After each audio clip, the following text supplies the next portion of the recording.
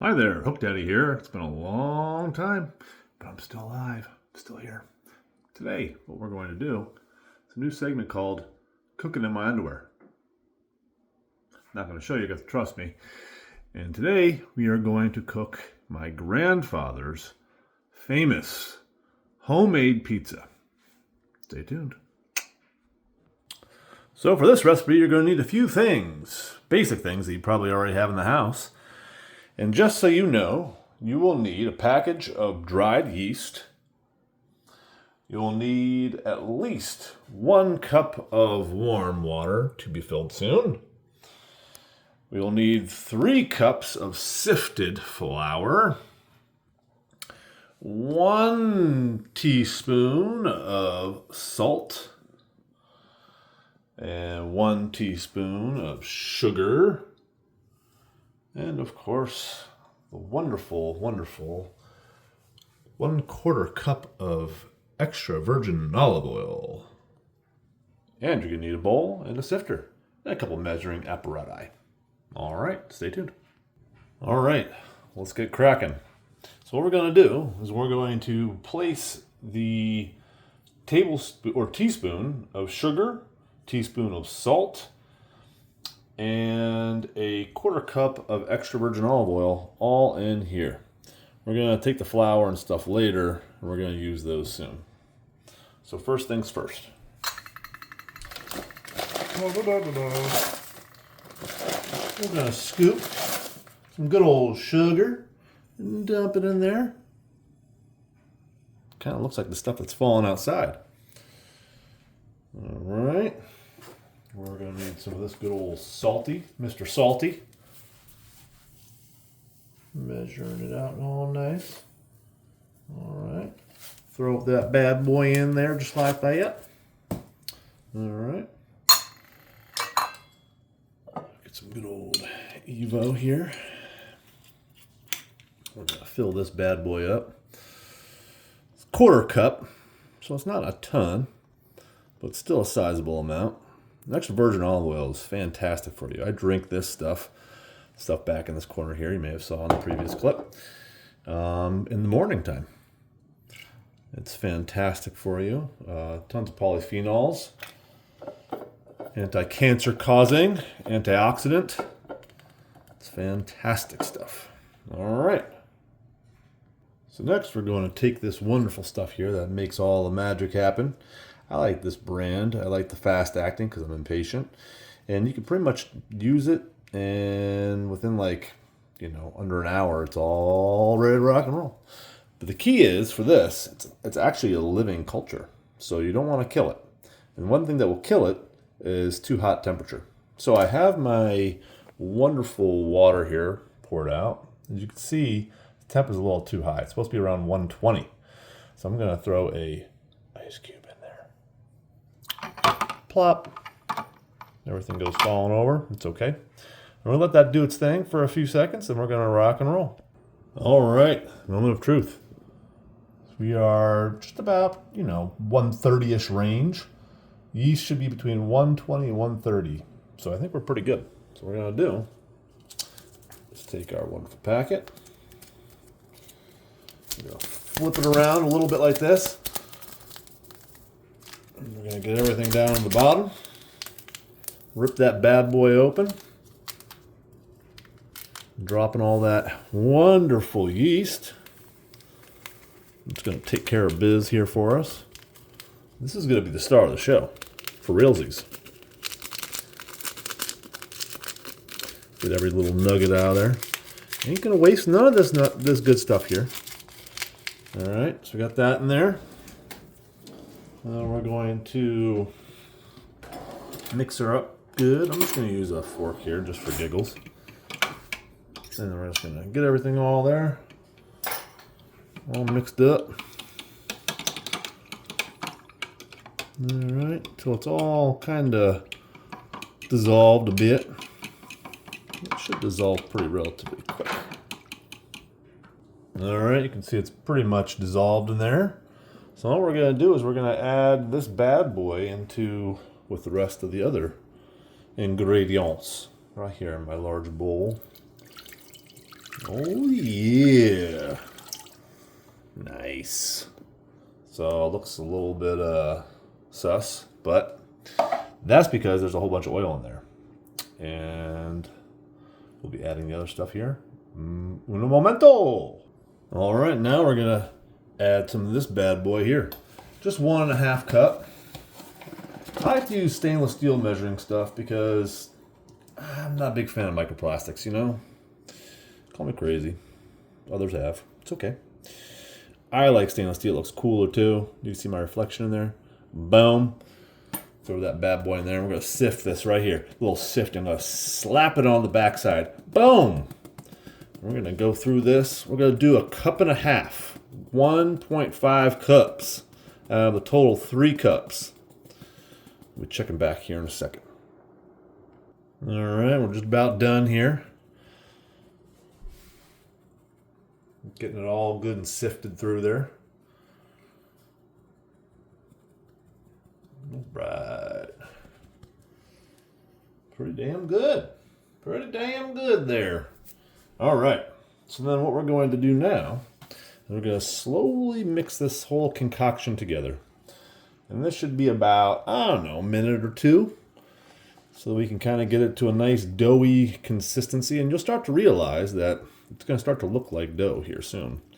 But you want to kind of go slow with this and enjoy the process, you know? Do a little mix and match. A little ASMR. I don't know if you can hear that bad boy. The yeast is working. It's working. Saying, I'm so hungry. I'm going to eat the sugar in here. I'm going to make something delightful. So that's kind of what I think it's saying. I'm not an expert, but pretty sure that's what it's saying. All right, we're getting mixed in pretty good. Now I'm going to start to slowly mix in the rest of this guy here. And it's going to take some time. You know, it's one of those things you don't want to rush the process. You just kind of want to enjoy it. Just savor the moment of peace and quiet. Just getting a little bit of that dough under your fingers, you know. That's all good stuff here. So we can add a little bit. Put that there for a moment. Stir. Keep repeating until we get all that good rest of that flour in here. We're getting there. Starting to look like something. Got to add some more of that flour. We'll check back in. Add a little more flour here. Sifted it in. The sifting really kind of helps break up all the little clumps and stuff like that may have occurred through transportation, all that good stuff. In this part, you just got to keep using those muscles. Keep on stirring it up. It's starting to take form. You can tell it's starting to work when it starts to stop. When it stops sticking to the side of the bowl. So we're getting there. Starting to get there. Just got to add a little bit more of this flour. And we'll be on to the next stop. All right, added the last bit of flour. Might have to add a pinch here and there. But, you know, I'm making a big old mess over here. But you know what? I think that's really a sign of a good cook. You can't have everything perfect, right? It's going to get a little messy here if you're doing it right. Some would probably argue with that. Feel free to drop something down in the comments if you disagree or agree with that statement. I know you all will agree with me. Appreciate that. Look at that. Starting to take form. Starting to take form. Oh, yeah, baby. Add a little pinch here and there. I have to do a little hand bits now. You know, there's no measuring here. It's got to go with the feel of it. Keep adding a little bit here. Mix it up. Keep on rocking and rolling. We'll be almost done here. We'll be ready to rock and roll here soon. Oh, yeah. Look how dirty I am. But it's all worth it. Oh, yeah. Now I can start to pick it up. It's so warm. It feels fantastic. And it's going to be a fantastic pizza here momentarily. So what I'm going to do is I'm just kind of let this do its thing for a little bit. Let all that yeast do its thing. I'm going to come back in a bit. And we're going to finish this up. All right. Alrighty.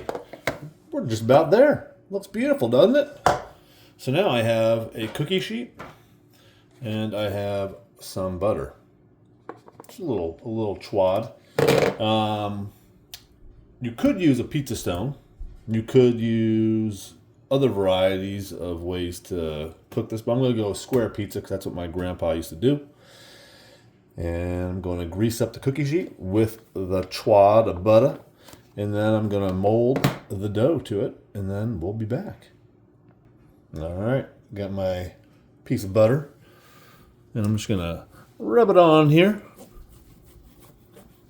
Coat it up good. Gotta get the sides too, because you don't want to stick to the sides. Nobody wants that nonsense. Plus, butter is delightful, right?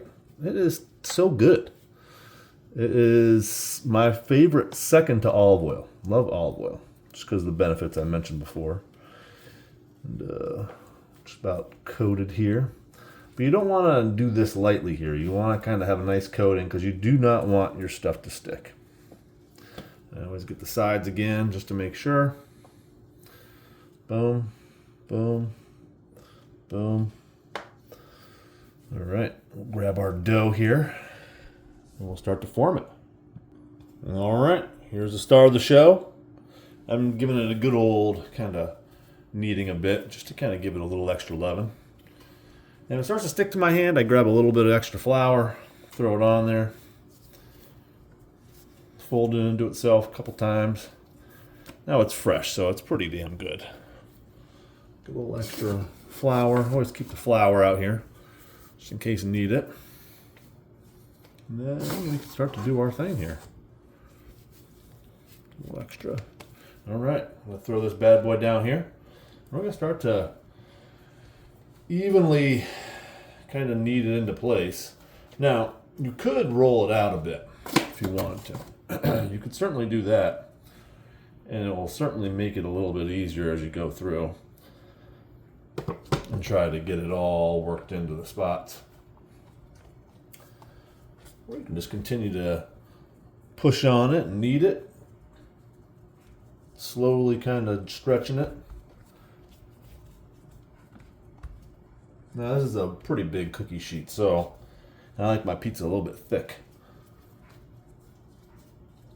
So I might not go to the corners, but we'll see.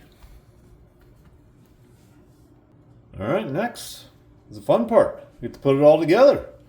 So you got some marinara. Now, I do have a recipe from my grandpa about how to make my own sauce.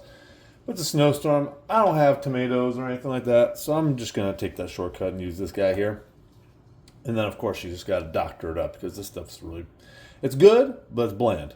So you got to doctor it up with a couple other little things. I got some oregano, some chopped onions, and some, of course, crushed red pepper.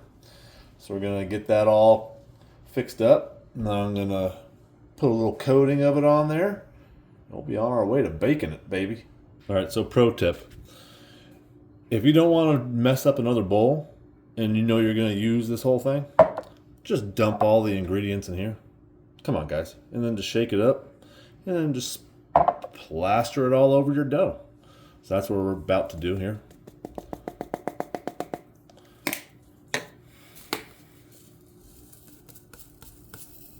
Yeah, seems about right. I like mine spicy. I'm spicy. Give it a little shake and bake. Okay. All right. Nice and mixed up. Alrighty, we're gonna put it on here and we're going to smooth it out real nice. Alright, I got the oven preheating to 400 degrees, and since this is a convect oven, my grandpa's original recipe said 450. So that's the reason why I'm doing 400, because this is a convect oven and his recipe was written probably in the 70s, 80s, when I don't believe they had convection. I know they didn't have convection ovens then. So we are just going to throttle it down a bit. And this, I just kind of always leave a little border at the end. You know, I like a lot of sauce on my pizza, but I also don't want it, you know, making everything soggy. So We'll just kind of put a nice thin layer here. Smooth it out real good. And next, I'm cheesy. All right, now let's add some cheese. I don't know why this is always so satisfying. I always try to get the tear so perfect, but then I eventually fail, and I just rip it off, and it's all jagged. I'm like, it's all good. Oh yeah, baby. Now, if I had a wheel of cheese, it probably would have been the right move. But since I don't, we are going to just use this wonderful store-bought thick-cut mozzarella. Now, some other people use different blends of cheeses, but this is all I have. So this is what we're using. We might use the whole daggone thing. What do you think? I think so. Why not? It's the pizza. It's got to be cheesy anyway. I'm cheesy. My pizza's got to be cheesy. You know. So it's all good. And you just got to even it out a little bit. You don't want to have any real bare spots or whatnot. I like just kind of, you got to do a little sample too. Yum. Cheese. All right. Empty that bag on there. Boom. All right. So far, so good. I like to just garnish this guy a little bit more of this. Oregano leaves. Gives a little extra color. You know. So on. Maybe a little bit more pepper flake. I like it spicy. And you can throw whatever on here. My grandpa would use the little tiny cupperonis. I don't have those, or I would have added them. But we're just going to keep it au naturel. All right, oven time. All right, moment of truth. Take this bad boy, throw it in. All right. It seems fitting considering it is snowstorm outside. I'll throw this guy in here. I put it down a little bit. You know, I'm impatient, so usually you wait till your oven's fully up to 400, but I'm at, close enough. And then we'll go from there. You get to see my nice dirty stovetop there. But we'll report back. Oh yeah, most important part. Yeah, set the timer. I'm gonna set it on for 15. And we'll go from there. Alrighty. Alright, let's check in. Ooh yeah. Starting to look good. We'll check back for the final product. While we wait for the pie to finish. Nature appreciation moment. Avery over there too.